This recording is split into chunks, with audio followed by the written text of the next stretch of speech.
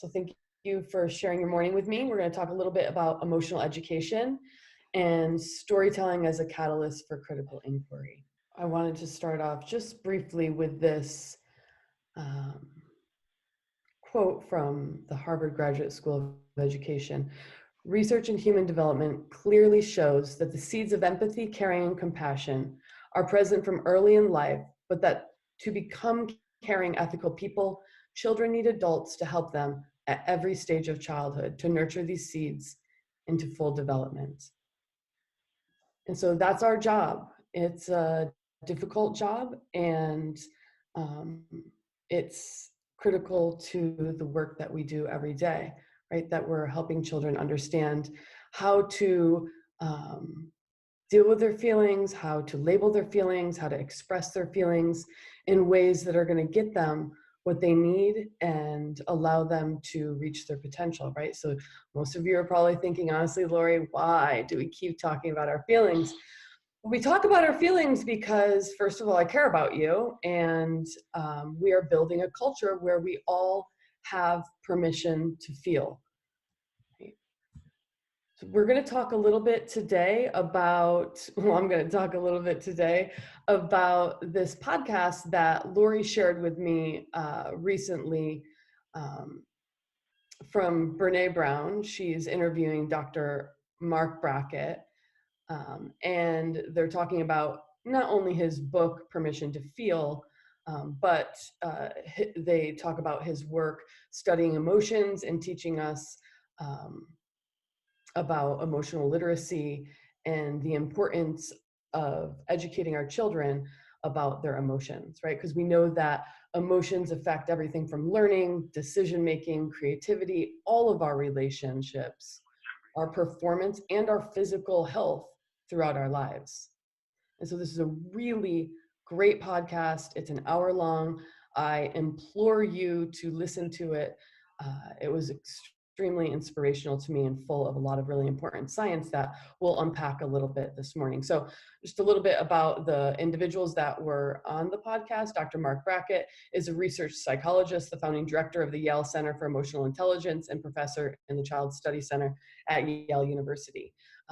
Most of you are familiar with Castle and the tool Ruler. He is the lead developer of this evidence-based approach to social emotional learning and happens to also be on the board of directors for Castle, which is the Collaborative for Academic, Social, and Emotional Learning, and really the go-to space for understanding and getting tools to help support the integration of social emotional learning throughout all subjects in our days. So Brené Brown, most of you know, is wildly famous. She happens to be a social worker, go social justice. She is the research professor at the University of Houston Huffington Foundation. She has her own endowed chair position in the Graduate School of Social Work. She's a traveling lecturer and author. She's got a TED Talk and a Netflix special and a podcast.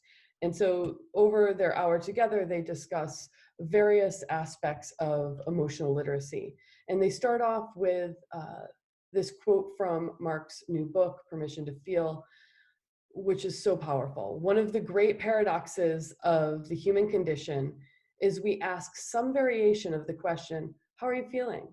Over and over, which would lead one to assume that we attach some importance to it, yet we never expect or desire or provide an honest answer. And that really just struck me right away to be really one of the foundational issues that we're dealing with really as a society, but particularly in raising and educating our children.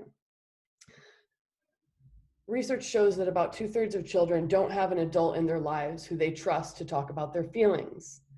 And this is really important for us to know because, again, we are those adults in many children's lives. We are that safe person.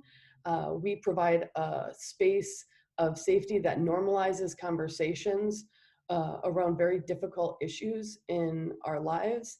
And again, we don't need to be therapists to behave therapeutically, and understanding this is really foundational, I think, to our roles as educators. because we know relational wealth is critical for health and survival. And Dr. Marc Brackett shares openly his personal experience with childhood sexual abuse, which again is a prevalent experience in our society, but it goes unrecognized because we don't talk about it. But he had Uncle Marvin. He had an adult who was that safe, open, curious, non-judgmental listener who he could trust when he disclosed his experiences, that helped him move through those experiences and persevere. Emotional intelligence impacts every relationship we have, and most importantly, our relationship with ourselves, right? But it takes a lot of work. It's not easy. So the podcast really gets into this combination of science and big heart. I think historically and even now, talking about our emotions is not something we're comfortable to do and doing. But there's a lot of science now to help us better understand what's going on in our brains and bodies and how that impacts every aspect of our life, specifically how we learn, how we make decisions, how we are able to self-regulate, how we communicate, right, and how we trust. He highlights 5 reasons why emotional education is critical in the podcast. First, emotions matter for attentional capacity. So we've talked about this every single week since I started sharing these 30 minutes with you on Thursday mornings. Emotions matter because they impact our capacity to pay attention, right? So we all need to feel valued. We need to feel safe. We need to feel a sense of belonging, because we know that feeling safe impacts our ability to, again, access our prefrontal cortex and engage in executive functions, which are needed every single day in our day-to-day lives, but particularly at school and when we're learning new things. Emotions impact performance and creativity. Brené Brown goes into corporations and works with leaders on basically helping heal severed relationships within the workplace. So this is not just for children, this is for us as adults, and it takes a lot of practice, right? Emotions shift mindset and impact our decision making. So we know there's tons of research, and we know intuitively from our own experiences, our mood is going to impact the way we see and then the way we behave situations.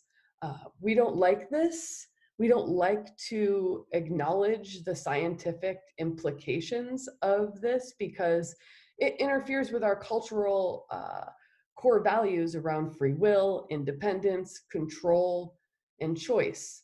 We have a really strong attachment to this idea of choice. Make good choices and you'll live a good life, which is true, of course.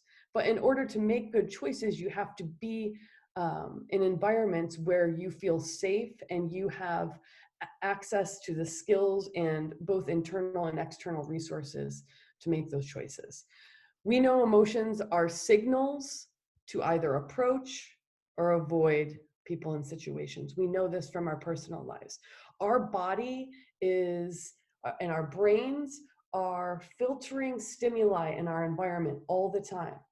And then it activates emotions that tell us it's safe to approach or I need to avoid a person or a situation. It's how we're wired to survive, which is good, often good, but can become maladaptive without the appropriate tools to understand what it is you're feeling, and then to be able to step back, take a breath, understand that, and then behave appropriately. Emotions, we know, also impact our physical and mental health, our physical health across the lifespan. We know chronic activation of our stress response system impacts health. And I know we've discussed the ACE study before, and I want to share with you one of my favorite videos from Dr. Felitti, who was one of the key co-principal researchers on the original ACE study conducted in the mid-90s.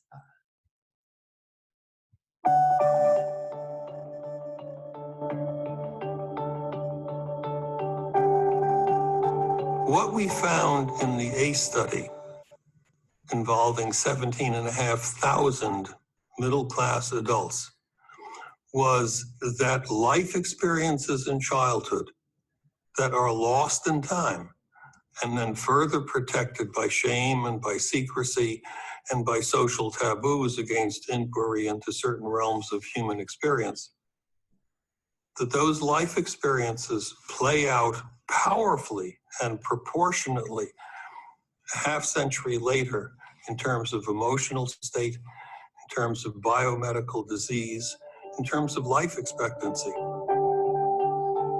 In 1985, I first became interested in developmental life experiences in early childhood, really by accident. In the major obesity program we were running, a young woman came into the program. She was 28 years old and weighed 408 pounds, asked us if we could help her with her problem, and in 51 weeks took her from 408 to 132. And thought, well, my God, we've got this problem licked. This is going to be a world famous department here. She maintained her weight at 132 for several weeks, and then in one 3-week period regained 37 pounds in 3 weeks, which I had not previously conceived as being physiologically possible. That was triggered by being sexually propositioned at work by a much older man, as she described him. And in short order, she was back over 400 pounds faster than she had lost the weight. I remember asking her why the extreme response.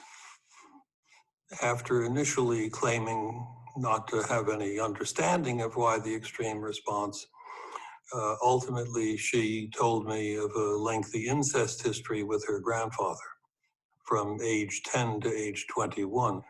Ultimately, it turned out that 55% of the people in our obesity program acknowledged a history of childhood sexual abuse. I mean, that obviously is not the only issue going on, but it was where we began. And as we went down that trail, then we discovered other forms of abuse, also growing up in massively dysfunctional households, etc. And the ACE study was really designed to see whether these things existed at all in the general population, and if so, how did they play out over time. We studied 10 categories of adverse life experience that were chosen because of their prevalence in the weight program: childhood sexual abuse, heavy-duty childhood physical abuse, I'm not talking spanking, major emotional abuse, recurrent humiliation, 2 categories of neglect, growing up in a home where one of the members of the household was chronically depressed, suicidal, mentally ill, or in the state hospital, growing up in a home without both biological parents, growing up in a home where one of the members of your household was alcoholic or a drug user, growing up in a home where mother was beaten, growing up in a home where one of the members of your household was imprisoned during your childhood or adolescence. Those were the 10 categories. In a middle-class population, 1 in 11 people has experienced 6 or more of those adverse life experiences in childhood. So this is very common, totally unrecognized. It was difficult for us to accept their commonness, but on the other hand, these are issues that most people never touch. And so who would know without routinely asking?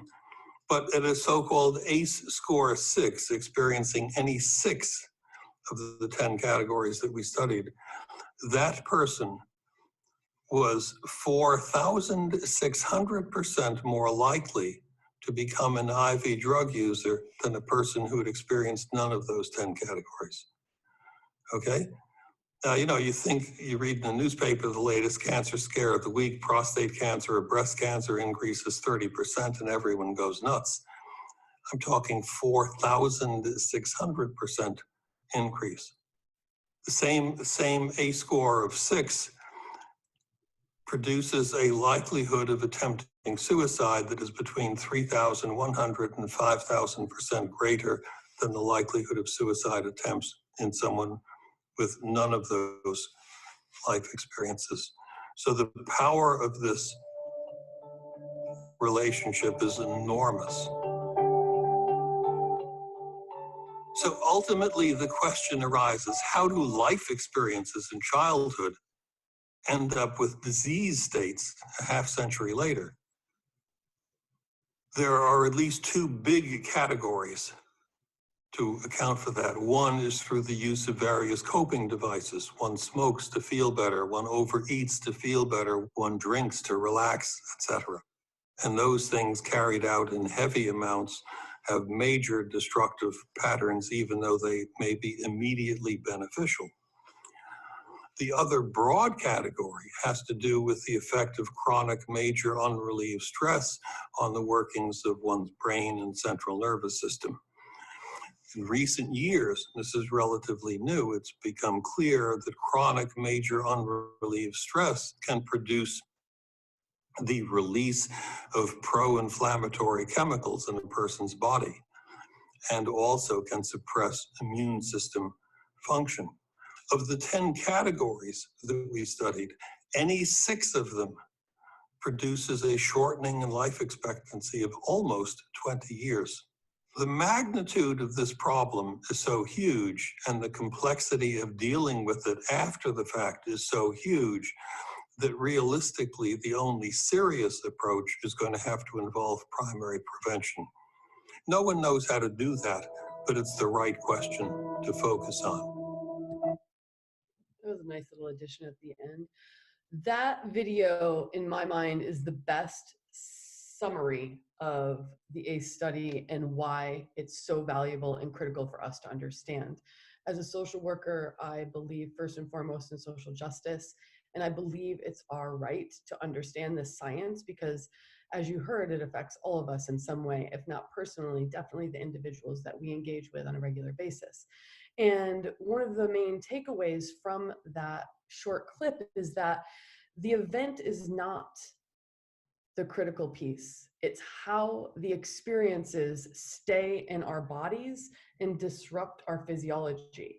It's how the chronic stress disrupts the ability for our bodies to regulate in a healthy way. Arizona, unfortunately, has the highest percent of children living with an ACE score of 2 or more. So these are our kids, and we work with them each and every day. We don't need to know the details of their experience, but we can know when we see them having a difficult time paying attention, focusing, struggling to learn, to retain information, to get along with their peers, to communicate effectively.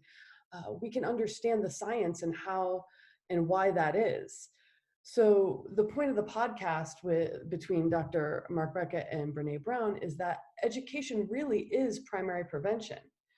We need to rethink education, and educators need to all be taught about emotion science and how to weave that into each and every class that they teach and all of their relationships with each other and their students. And our kids deserve to get these skills from preschool until whenever. Because the reality is, as adults, many of us still don't have the ability to communicate effectively what we're feeling and what we need. And this creates a lot of suffering in our lives. So cognitive abilities, of course, matter. But how do we deal with life? How do we deal with criticism? How do we deal with disappointment? Ability isn't the problem. It's not that we're not smart enough. It's our emotions that get in our way. We can relate to this in our everyday lives. Our emotions get in our way. Our inability to deal with our feelings interferes with reaching our potential. And so curiosity really is the key to emotional intelligence. The question is, are we emotional scientists or emotional judges? And what we seek to be as emotional scientists. And that starts with remembering your ego is not your amigo, right? We bring a lot of ego into our relationships and our conversations and our day-to-day lives. And so really starting to be curious about what are we feeling? Where does that come from? And is this feeling helpful for me? Is an important journey as human beings. So Dr. Marc Brackett is he developed this evidence-based social emotional learning tool that's used in over 2,000 K-12 schools.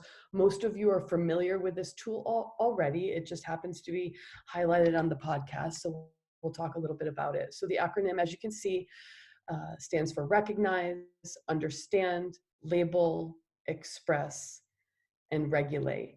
And I think that if we could incorporate the science of regulation into this, we know that in order to do all of these things, there has to be some part of regulation already happening.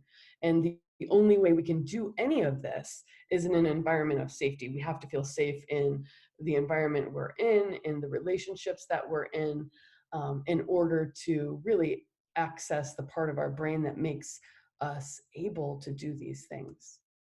So the meaning of the experience, the R, the U, and the L really get to the meaning of the experience. So recognizing emotions in self and others, what is this feeling? Observing with curiosity and non-judgment how we feel. Understanding the causes and consequences of our emotions. Why are we feeling this? And is this emotion helping us be able to communicate effectively our needs? Anger emerges from perceived injustice, for example, whereas disappointment is the result of an unmet expectation. I think this nuance is really critical for us because typically anger is an easier feeling. It's more accessible, it's readily available, it's not tied up with all of the same sort of guilt and shame often that other feelings are associated with. So disappointment, again, is different from anger. And so it's important for us to start to learn the nuances of the different emotions that we're feeling so that we can get better, get our needs met. Labeling our emotions really is about increasing our emotional vocabulary. So we talk about literacy all the time. And the point of social emotional learning is to develop a strong vocabulary of emotions to increase our emotional literacy. And I don't know where I heard naming it is taming it, but I love it because it's true. Once we can name our feeling, it's easier to deal with it. And then being able to name it informs the strategy for self-regulation. Right? You're going to do different things depending on what you're feeling.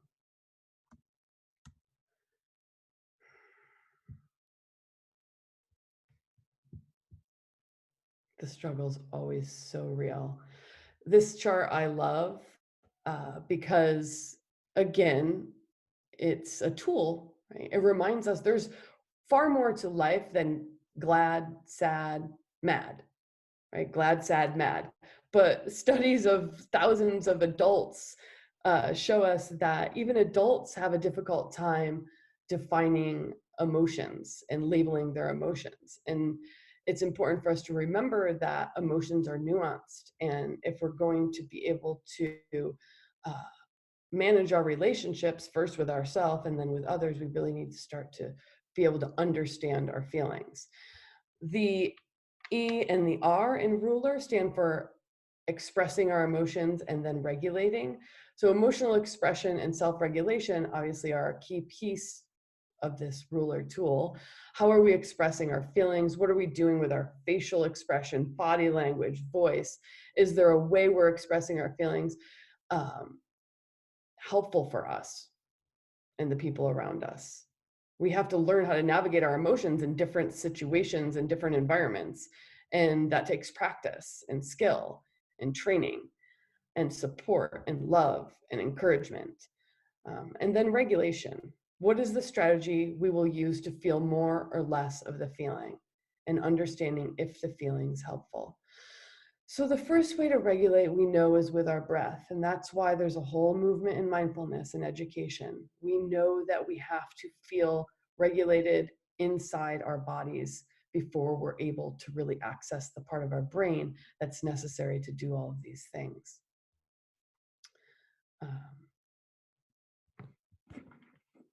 I'm struggling a little bit with my keyboard. So there's many barriers, of course, to the implementation of ruler. First of all, we have to learn it ourselves and practice it ourselves, and then get comfortable with incorporating it into our day-to-day practices. I think that many of you, I know, particularly in the elementary and middle school space, hold circles. You do check-ins every morning. I think this is extremely important and critical to the culture of safety and uh, emotional expression that we're hoping to build in our schools. Um, because one of the barriers we know is it's not always safe to do these things, and it takes a lot of effort and practice. Right? We have to do it every single day in order to create new mental habits and to start to retrain the way our brain thinks and understands certain things, particularly our emotions. And so I talked about storytelling as a tool for critical inquiry. Storytelling is the most powerful way for us to really get to the root of our experiences and our feelings. And that's an interactive process. And so circles and restorative justice and implementing restorative practices, those are all simple tools that help us have conversations with one another so that we are able to establish a safe rapport where we feel safe then to investigate some of these things that we're feeling, to understand our life experiences, what makes us feel passionate, what drives us, what are our values, and why.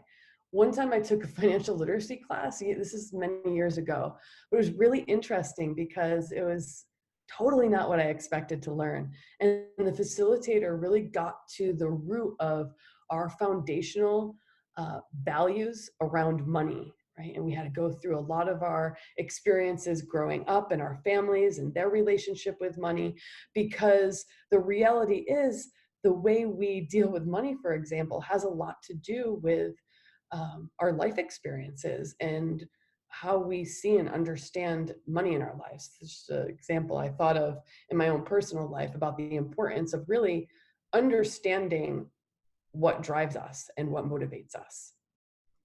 And that doesn't happen without intention, right? So it's not always safe to do these things. It takes a lot of work, and our society isn't really that supportive of us talking about our feelings, right? We live in masks. We put masks on every single day, and those masks change from environment to environment. And they're nuanced also based on who we are, our gender, our race, our culture, our socioeconomic status, all impacts our ability to really show up authentically and to share who we are and how we feel. We don't talk about our feelings and emotions, and we judge as a society sensitivity and emotional expression. And that causes us to really lack a lot of self-awareness that's necessary for this process. And then again, we misperceive our feelings often. Anger comes up when really we feel shame, but shame is really sticky. Shame is a sticky emotion, and it's too vulnerable typically for us to admit that we're embarrassed or we feel ashamed, or we feel unworthy. And that typically comes out in anger or retreat often. I show those two little lizards where one puffs up and one camouflages. And we all have habituated to deal with discomfort in different ways. Self-regulation really is emotional regulation. And this is basically a recipe for mindfulness. He talks in the podcast about the first thing he trains children and adults to do is to pause, right? When you are feeling an emotion, pause and breathe. And nothing is more critical than these two actions, because unless we pause and breathe, we're not going to be able to implement ruler.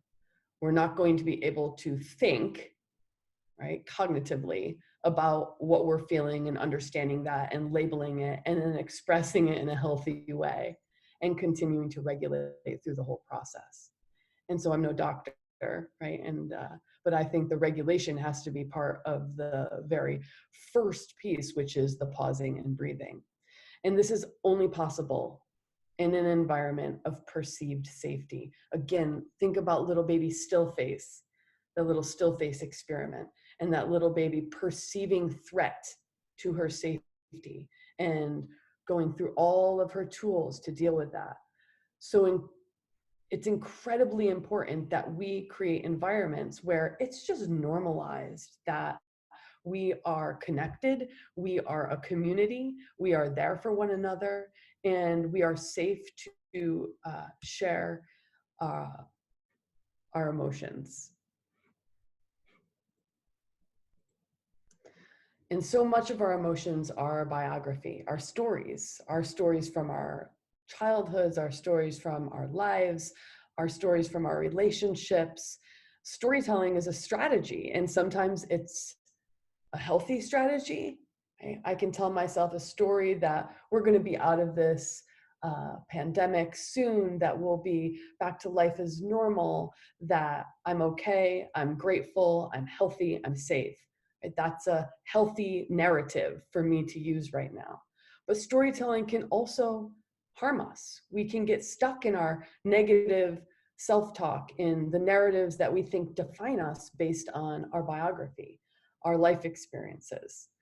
And so storytelling is critical. It's a critical piece of self-reflection and of creating healthier tools for us to manage our day-to-day lives and relationships. So sometimes this means we have to unlearn what we've learned, and that takes a lot of work. This was brought up in the documentary film that most of you were able to share with me a couple weeks ago. And it's interesting because it was criticized by lawmakers. But Paulo Freire is an educator and a philosopher, and this book was written decades ago now. But he talks about a new way of educating, right? And that liberation comes through the awakening of critical awareness and the thinking process of the individual. And so when we talk about social emotional learning, when we talk about culturally responsive education, what we're really talking about is how do we engage with students and each other every day that allows us to think critically about our lives, about what's important to us, about our values, and how they play into our lives, our relationships, and our future. So this occurs through a reflective process and open dialogue, where the teacher's not depositing information into an empty vessel, which Freire calls banking education, but the teacher and the student are in a partnership, a collaborative process of problem solving, of making sense of the world and our place in it, and who are we, and what motivates us, and what impassions us. And this begins a process of humanization, according to Freire. Human, Homo sapien, interestingly, is the Latin word for wise man. And isn't that our goal? To evolve and become more wise each and every day. The survival of humanity depends on educating the hearts of children. And I think that it depends also on educating our own hearts and becoming more comfortable with really incorporating social emotional learning, emotional education, emotional literacy into our day-to-day lives. So I thank you so much for sharing your time with me and for being patient with my ongoing struggle with technology. Have a wonderful morning.